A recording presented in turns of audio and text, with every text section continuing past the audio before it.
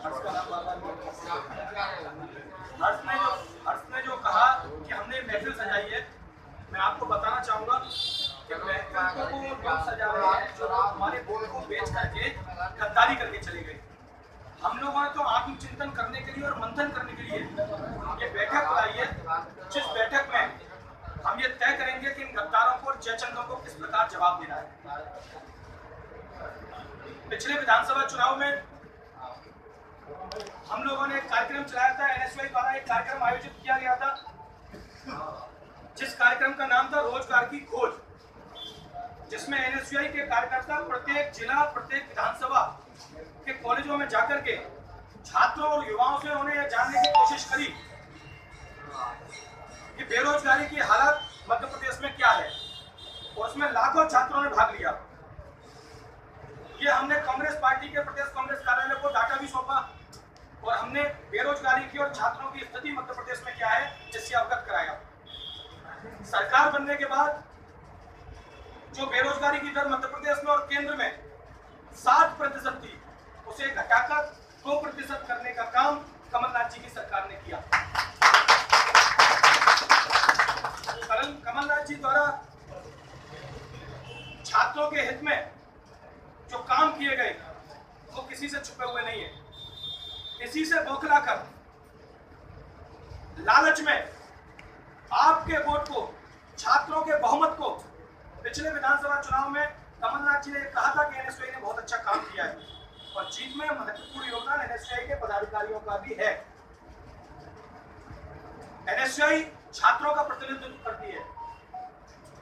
प्रदेश के छात्रों ने बहुमत देने का काम इन सभी विधायकों को और कांग्रेस पार्टी को किया, लेकिन छात्रों के वोट को बेचकर छात्रों की और जनता की चुनी हुई सरकार को गिराने का काम गद्दार सिंधिया ने किया। सिंधिया ने अपने 20-22 उन लोगों के साथ जो उनके दरबार में महाराज महाराज कहते हैं, उन लोगों के साथ कांग्रेस पार्टी और जनता को धोखा देने का जो काम किया है, उसका जवाब एनएसयूआई और कांग्रेस पार्टी देके रहेगी। साथियों, मैं आपको बताना चाहता हूं कि जयचंदों का इतिहास कभी अच्छा नहीं रहा। इतिहास में अगर सिंधिया परिवार का इतिहास देखा जाए तो महारानी लक्ष्मीबाई को धोखा देने का जो कलंक इनके माथे पर लगा हुआ है वो इतिहास में कभी मिट नहीं सकता। उसी इतिहास को दोहराते हुए ज्योतिरादित्य सिंधिया जी ने उसी इतिहास को दोहराते हुए जनता के साथ, मध्य प्रदेश की जनता की चुनी हुई सरकार को गिरा करके वो धोखा देने का इतिहास हो रहा है। मैं यही आपसे कहना चाहता हूं कि एनएसयूआई द्वारा पूरे मध्य प्रदेश में एक कार्यक्रम आयोजित किया जा रहा है। वो कार्यक्रम है जिसका नाम है परिवर्तन। इस खरीदी हुई सरकार को परिवर्तित करने का काम पुनः एनएसयूआई के कार्यकर्ता कांग्रेस पार्टी के सानिध्य में काम करके करते रहेंगे। खरीदी हुई सरकार, मैं बार बार इसलिए कह रहा हूं कि आपने अपने यहाँ के एक मंत्री थे, उनका नाम बिकाऊ लाल रखा है। बिकाऊ लाल गद्दार। तो बिकाऊ लाल कहने की नौबत आई किस लिए? उसका कारण यह है कि वो आपके वोट को बेच करके दूसरी पार्टी में चले गए। तो सबको पता है वोट बेच के चले गए। सबको पता है बेंगलोर में रिसोर्ट में रुके हुए थे और यहाँ पूरा मध्य प्रदेश कोरोना से जूझ रहा था। पूरे देश ने इसको देखा। दीदी ने भी कहा लोकतंत्र में गलत परंपरा पड़ गई। लोकतंत्र हमारी ताकत है, जनता की आवाज को उठाने की ताकत ही लोकतंत्र है, लेकिन उसको लोकतंत्र को शर्मसार करने का काम इन विधायकों ने किया। इसे कतई बर्दाश्त नहीं किया। साथियों, इस परिवर्तन कार्यक्रम में छात्रों की प्रमुख समस्याएं जैसे कि जनरल प्रमोशन, आप सभी को ज्ञात है कि कोरोना की महामारी पूरे विश्व में फैल रही है।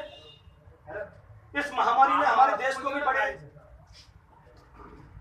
चपेट में ले रखा है। हमारे देश में आज हमारे देश का 3रा नंबर पूरे विश्व में है।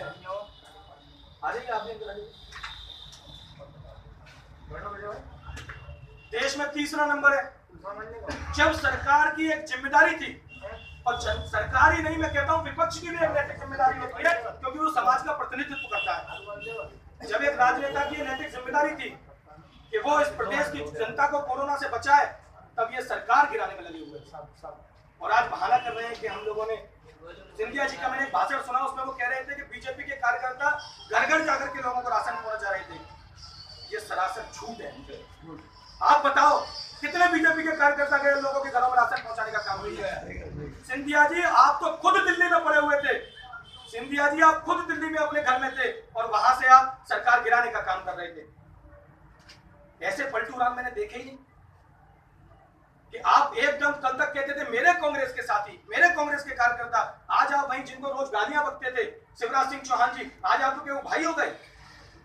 आपने जनता के साथ खिलवाड़ किया है, आपने जनता को धोखा देने का काम किया है और इस लोकतंत्र की यही ताकत है। चाहे आप अपने स्वयंभू महाराजा हो या कुछ भी हो, लेकिन लोकतंत्र में जनता की ताकत चलती है। जनता ऐसे लोगों को गुनाह में दिखाया, इनको सिर्फ इसलिए दिखाया क्योंकि इनके अंदर अहंकार था। इस बार इनको और इनके साथ में जो 22 लोग इनके गए हैं, इन सभी जयचंदों को इनका असली चेहरा दिखाने का काम ये जनता करेगी। मैं आप सभी लोगों से कहना चाहता हूं साथियों, ये जो कार्यक्रम है इसमें विभिन्न कार्यक्रमों के माध्यम से, सोशल मीडिया के प्लेटफॉर्म्स के माध्यम से, सोशल मीडिया क्योंकि अभी कोरोना का दौर चल रहा है, सोशल डिस्टेंसिंग का भी हम सबको पालन करना है, ज्यादा गैदरिंग भी नहीं करनी, तो सोशल मीडिया की ताकत हमारी बहुत महत्वपूर्ण है। उसको ध्यान में रखते हुए एनएसयूआई के कार्यकर्ता बूथ, सेक्टर और ब्लॉक स्तर तक जाकर छात्रों की आवाज को उठाने का पुनः काम करेंगे और इन 22 जयचंदों को हराकर जनता का और छात्रों का शासन दोबारा लाने का काम करेंगे।